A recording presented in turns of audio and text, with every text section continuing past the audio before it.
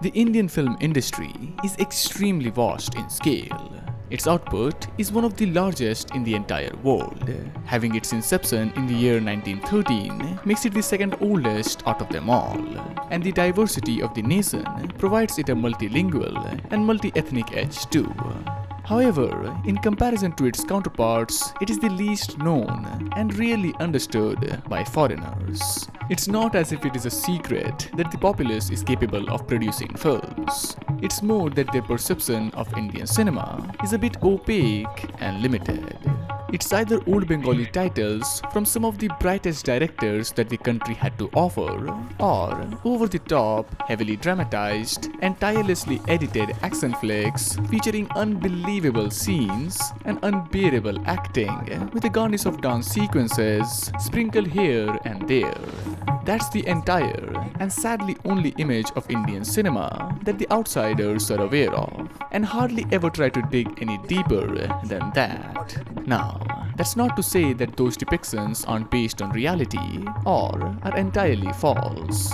The blockbuster side of our film industry, much like any other, only focuses on monetary gain and following the preordained path towards it. The risk of straying away and allowing experimentation is far too detrimental to their source of income, which is how they perceive it. Hence, the films they produce always align with what the regional audience demands. That being, entertaining movies with linear and easy-to-follow plots that concludes on a positive note with some sort of cheery or sappy message, which is quite universal as to what the masses want this piece of media to offer. And the subtle changes between them is what separates all those film industries. In India, that category is known as masala movies. Almost every commercially successful title, apart from few exceptions, abide to the tropes in some way or other. Its mold has reached to its current state after decades of consuming and manufacturing projects with few distinctions. The reception, on the other hand, is always interesting to analyze. Yes, the financial result doesn't make it out to be a failure. People want them and people watch them, even multiple times, to express their undying support. However, there is a part of the crowd who aren't always or ever pleased with it and seek for other works to satisfy their needs, which makes the crude description made by the non-natives more sensible. It is another affluent business that no one truly likes but simply deal with. And this is what makes the popularity of RRR so baffling to me, as it falls for all the cliches that Indian blockbuster movies suffer from, even though it embraces them to a certain degree. S.S. Rajamouli, the director and screenwriter of the film, was already one of the most thriving and demanded filmmaker ever since the release of Bahubali, a superior title from his filmography with far more depth, a daring structure, grander scale in terms of its setting, and memorable characters who had satisfying development. A brief peek at his past works discloses his admiration for Hollywood and Indian mythology. From the release of Ega, which bears similarities to Cronenberg's The Fly, to Magadhira, a fantasy period piece that was heavily influenced by traditional mythos. Bahubali being the shining example of the latter, its cultural impact on the modern society and unfolding of an epic tale is on par with Mahabharata and Ramayana.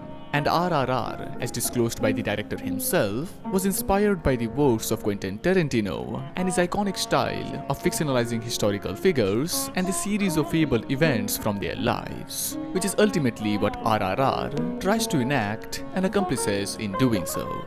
And nobody can take that away from it. Where it stumbles its steps and fails miserably is doing anything of significance with its hefty subject matter and the time period it was set in. Although it is referred as a political drama, it offers nothing beyond some surface-level commentary, posing comical and caricatures of how the British rulers abused Indians. And this context isn't translated well to all those white people that form the majority who are lauding this film to a level where it doesn't deserve to be in. The same white nerds who just learned that it is a Tollywood film and not Bollywood by taking a quick glance at the Wikipedia page, forgetting that South Indian motion picture play a similar and significant part in the construction of the stereotype that Indian films are treated with. The same group of people who gave it the acclaim in the West and cheered for it to perform well in all those novelty accolade programs.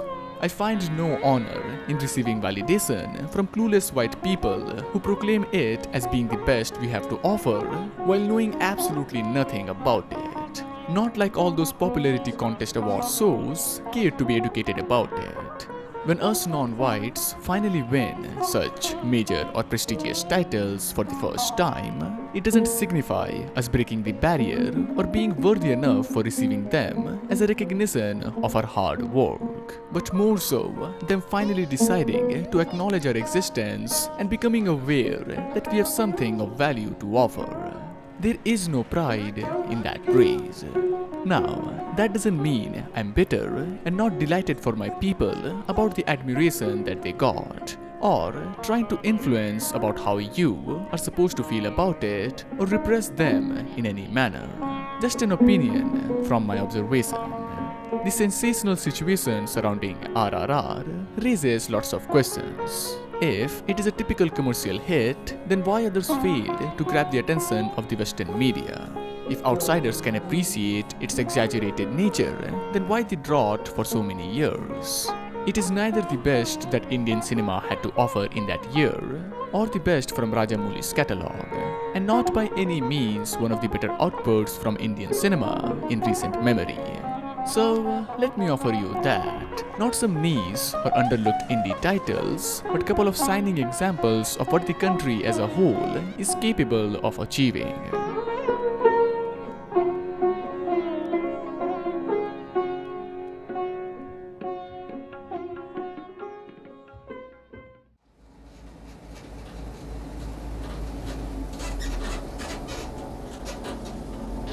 ठीक हो जाएगा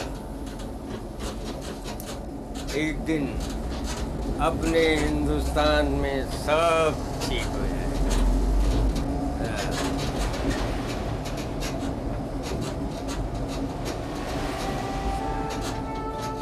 This scene alone visually summarizes what Meera Nair's debut feature-length film, Salaam, Bombay, is trying to convey throughout its runtime. It effortlessly showcases how to elaborate emotions that we witness through the ruthless life of numerous street kids. The film lays its realist foundation right from the get-go, where we witness the living condition of various performers from a circus that is on the verge of relocating to a different venue, and our focal character, Krishna, who has been subjected to child labor by his own family. In the search for money, he travels to one of the biggest cities in India, Mumbai, the capital city of Maharashtra, and quickly learns to habituate in a place which, until that point, was a completely foreign land to him. And alongside him, we witness the underbelly of a hustling and bustling metropolis. The deceptive business of prostitution and how they incorporate underage and impressionable girls, not only being sold off to be controlled by immoral people, but forcibly stripped away of their innocence and stolen of the life they could have led, which is replaced by being constantly fed with fake promises and lies that has no end. A system full of false hope that never allows those women to leave their unfortunate reality or past. Scamming gullible tourists by selling them cheap drugs for an easy profit and then being consumed by the same substance is a haunting hellscape, where children are introduced to them from a young age that pushes them to a premature death. A never-ending and ever-repeating cycle that engulfs whatever it touches and can't be easily escaped from its vast and compelling claws. When this is mixed with systemic oppression and poverty, hope becomes another rare commodity they can't even afford. It wouldn't come to anyone's surprise that Salaam Bombay isn't an easy watch, and that's what makes it so special. It renders untold issues that goes on in the country that are hardly talked about, let alone shown on the big screen. It doesn't hide or sugarcoat its actual faces to please the viewers, but offers them a rare opportunity to witness the lives of the abandoned and abused. And I find an innate beauty in that, not through what is shown in here, but what is told with the help of it. It is brutal by all and every means. violence. However, it is truthful, a value that has been long forgotten in Indian cinema.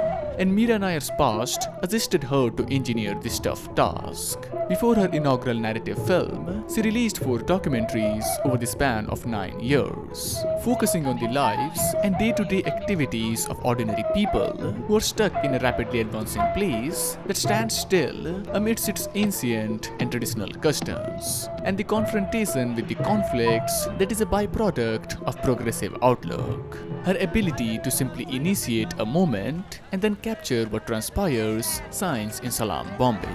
Let it be the lives of sex workers, drug addicts, or child laborers.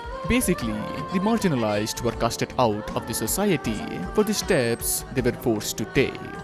Apart from a couple of seasoned performers, the entire cast is comprised of amateur actors or actual inhabitants from the locality, which not only grants it more authenticity, but gives all those people to experience and be part of a life-changing event. An event focusing on their behavior in a surrounding that, no matter how alien it might seem to others, is natural to them. And this allows it to get as realistically devastating that this visual medium has the ability to be. It never begins with a tone which resonates that a happy ending is on the horizon. However, him being thrown into the down spiral of endless maze that is the legal institution is where the film begins its life-draining and threatening journey.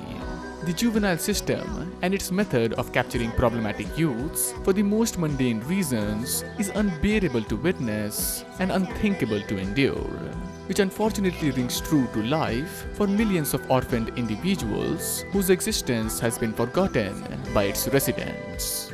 Salaam, Bombay isn't based on a real-life story, but is reality for innumerable kids like Krishna, who were robbed of their future since the day they took their first breath, betrayed at every step in their life by every single person they met, alone and stranded by the same who he thought were one of his own, and him refusing to mirror that mentality is what separates him from everyone around him. But it will be unfair to blame them for their involuntary actions. When one is stabbed in the back by their own blood, the entire world seems to feel against them. They might eat, sleep, and live together. However, if anyone tries to get any closer, they wouldn't hesitate to shut the doors and guard up their defense. But the intrinsic loneliness in Krishna's mannerisms allows him to be more vulnerable and act humanely to his surrounding. A homesick child with a desire to find a friend with whom he can share the passage that will set them of their sins. And it concludes in a similar nature to how it all unfolded, with him feeling lost in a world that he was never able to truly understand. Nowhere to go and no life to live. Just another attempt to reintegrate himself in the machine that is waiting to devour him.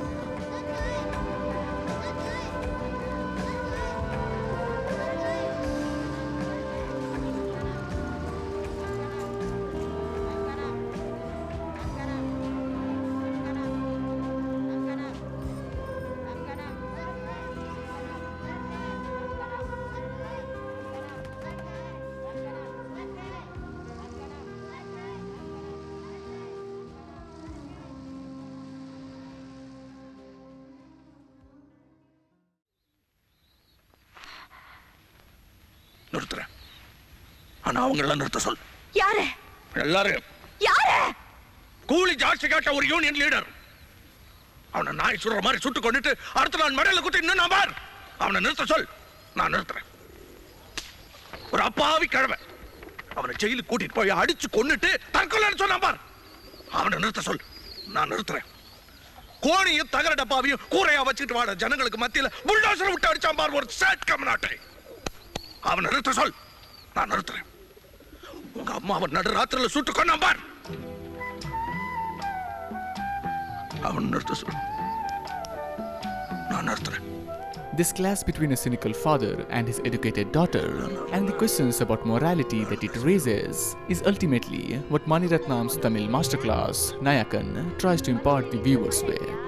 a difference in perspective of a person who grew up around comfort and lived a life of high spirits, and a child who led a life of hardships in a surrounding full of heartless crimes, and their disagreements as to how justice should be served. Akin to the previous example, Nayakan commences in a similar fashion.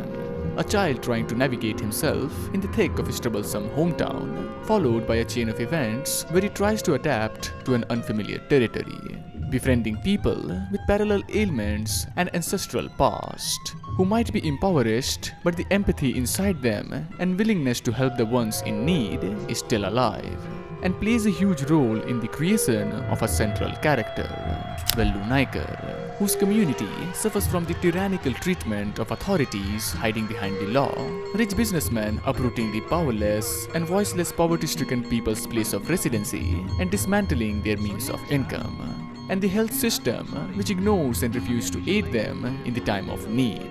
It's not terrifying that they are capable of doing whatever they feel like, but the ease with which they can toy around with the life of a human being. The underworld Mumbai setting happens to be another glaring similarity. However, the Tamil culture does enough to keep it distinct with its subtle nuances, and also becomes a factor that certain citizens use to discriminate against them. In the end of the day, Nayakan is another crime drama film revolving around gangsters whose ethics will always be in question. But let me inquire you this: where is the difference between a corrupt lawman and a righteous lawless individual when both of them go against the rules and regulations they're supposed to abide by for personal reasons? Well, at least the latter has the possibility to benefit an underrepresented group, whereas the former just trades their humanity for materialistic gain. Vellu Naikar isn't a typical gang leader. His determination to better the lives of people around him and multiple instances of showcasing his internal courteousness is what separates him from the archetype of a gangster from such films. Yes, he exercises the tool of justice in a way that feels justifiable from his tainted perspective, and punishes people under the criteria that was formed from the reception that he was subjected to since his childhood. Treated like the scums of the world, where living was a mere passageway from one pain to another misery, and a judgment formed from this tarnished lens can't be always virtuous. So, similar to the judicial system, minus all the lengthy period of time where it lays dormant. He might not be fair at every occasion, but that's what this corroded world has taught him, and is exactly what dismantles his entire lineage. A man who worked for the masses at the expense of his personal well-being and family, which culminates to a moment where retribution shatters any hope for reformation. Past actions coming back to haunt the possibility of a better future. A life saturated of untold riches and unbridled power finally meeting its fateful demise. A rhythmic sequence perseveres throughout the film. Dangerous ventures, while delivering profitable outcomes, always leads to more destruction. He haggles and his caretaker suffers from the consequences. He goes against a rival company and his wife bites the bullet. He gets coaxed by his son to infuse him in his unpredictable business and ends up losing him in the process. Everything that he feared manifests into a reality that he was trying to avoid since the day he was inadvertently involved in that profession. A broken man with a shattered family that is on the verge of complete eradication. Nayakan isn't a perfect film and does flounder in its trail. However, the veracity and sensitivity with which it continues its touching and memorable expedition makes it one of the best works by Mani Ratnam, a veteran director with a broad catalogue of films and a fascination of dealing with socio-political climate of the nation. Hence, majority of his titles have this timeless feel to them and are understood and appreciated in a deeper level long after their release. And Nayakan stands in the company of all those titans in Indian cinema like an unmovable monument with its iconic score that lingers in a myriad of vital scenes, and an eminent performance from Kamal Hassan that is as cataclysmic as the character he played.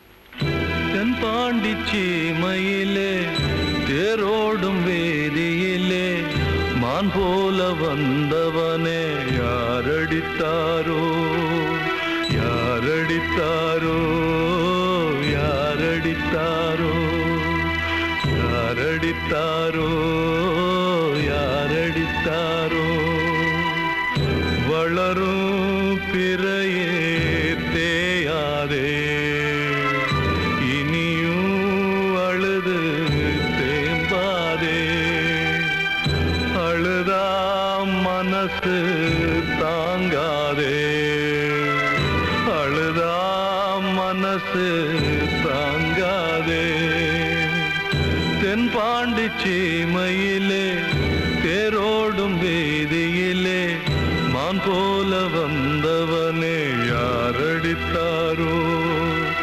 யாரடித்தாரோ யாரடித்தாரோ யாரடித்தாரோ யாரடித்தாரோ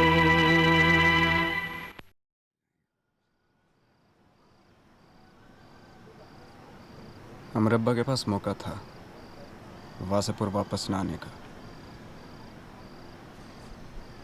लेकिन वो आए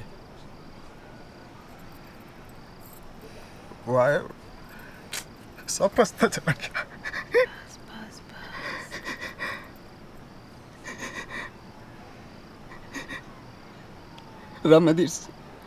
रामदीर की कहानी कब की खत्म हो गई थी शाहिद खान के साथ, लेकिन वो अब तक चल रहा है, अभी तक चल।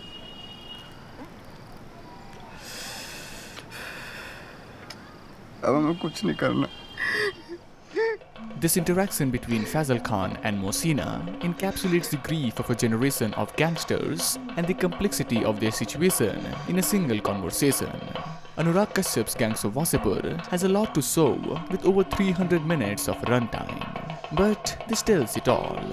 The presence of this film alone is an oddity and is precisely the reason for its popularity amongst the youth. It's vulgar, it's violent, it's villainous. And identical to majority of his films, it had a tough time receiving the clearance from the censorship board, who were rarely pleased with what he's willing to show on the screen.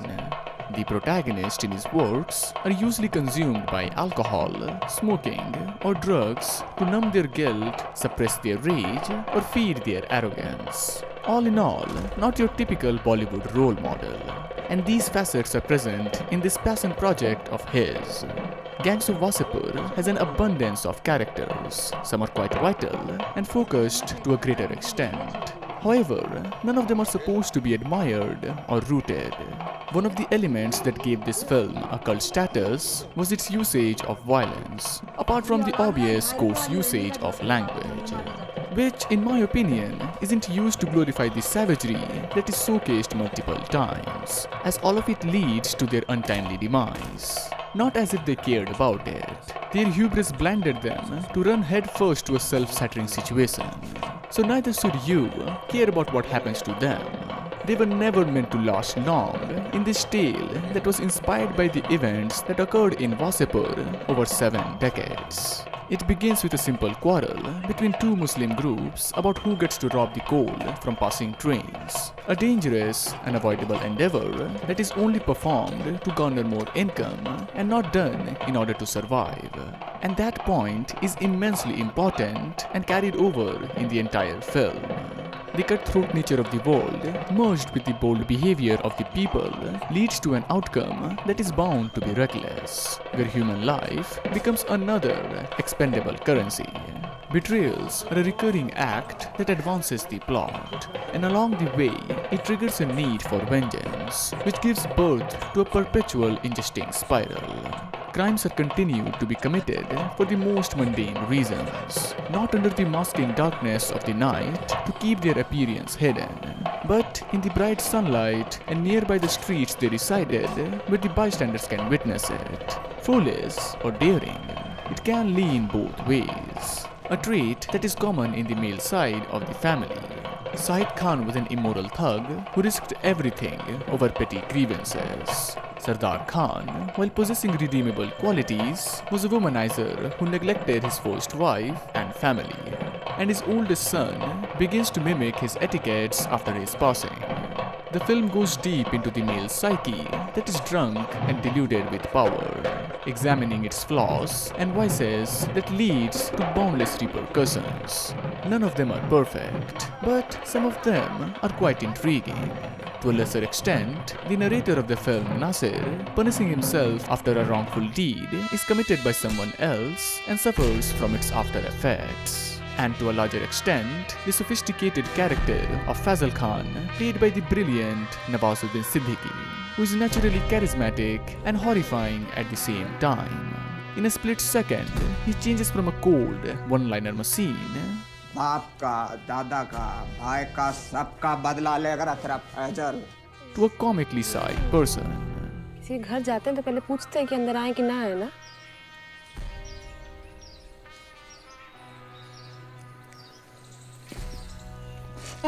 His disposition and abundant past introduces an interesting dynamic to the whole conversation. Unlike his progenitors, he is emotionally connected to his wife or mother, is almost clueless about how to conduct their business, and lacks their dominating physical presence. However, compensates for the latter two through the honesty in his actions and sly tactics. But even he is susceptible to the blinding power that control over Wasseypur offers, which pressurizes people to betray, take advantage, and form their personal agendas. Failing to stop the bloodshed affects the women of the family more than anyone, whose existence are discounted and worries are ignored. And yet, they manage to run their family under whatever unfavorable condition that is forced upon them. They might not be focused as much as the men, but they are the ones who have to carry the burden while hoping for a change that they have been trying to bargain for decades. However, only obtain bits and pieces of it. And all for what? A revenge that is performed in the opposite manner than it was originally intended.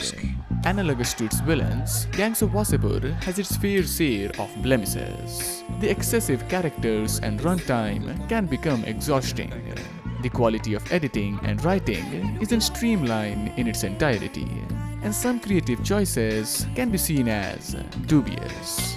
With that being said, the positives outweigh the negatives. It is a film that breaks Bollywood's conceptions and demolishes every pre-established structures. Its social commentary on the layered corruption in the nation's industrialism movement post-independence and the generational exploitation of low-paid laborers constantly haunts in the background and continues to adapt with time.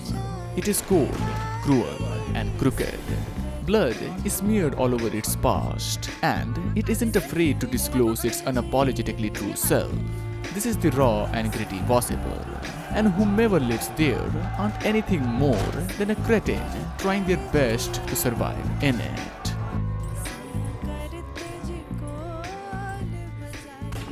हम गांजा पीते हैं, चरस पीते हैं, 2-4 और को murder किए, जेल भी गए। तुम भी क्या करते हो? और मोहसिना के कहने पर बम्बई चले आए। वासेपुर को फैजल के जाने से कोई फर्क नहीं पड़ा, ना ही रामाधीर के मरने से। वो तब भी कुरुक्षेत्र था और आज भी Kurukshetra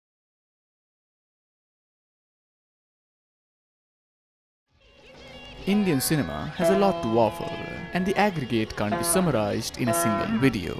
That too in a deeper and meaningful sense, which is what they deserve after being disregarded for so many years in the online sphere, where the rendition of foreign filmmakers gets more attention and flourishes while the works that laid the groundwork for them and were the source of major influence remain obscure in the grander scheme, not even getting the opportunity to represent the country it was based upon. So hopefully the 3 titles that were chosen to be delved into and discussed in here does justice to the eclectic collection of films that the country as a whole has to show for itself. I try to keep them diverse, distinct, and from different time periods. Meera Nair is one of the noteworthy female directors from a place that still suffers from an archaic mindset towards an entire gender. a topic she always tries to explore in her work, which is admired in India, however, is far more influential in Western countries, which are made from a perspective to inform them about our culture and heritage. Mani Ratnam, on the other hand, is a maestro with an extensive filmography, and picking a single title from it was quite tricky, as some of them are worthy enough of a video dedicated entirely to them. Anurag Kashyap's inventory, while being quite messy, does have an ample amount of experimentation. He was in the forefronts of early 2000s indie scene with his guerrilla filmmaking, eccentric usage of music, and a passion to recreate real-life figures and incidents. The video might have came to an end, but this isn't where it all concludes. The lane goes further than this, unlocks more entrances that bestows us with the possibility of more selection to be tried and tested. So, until that point, it isn't a goodbye.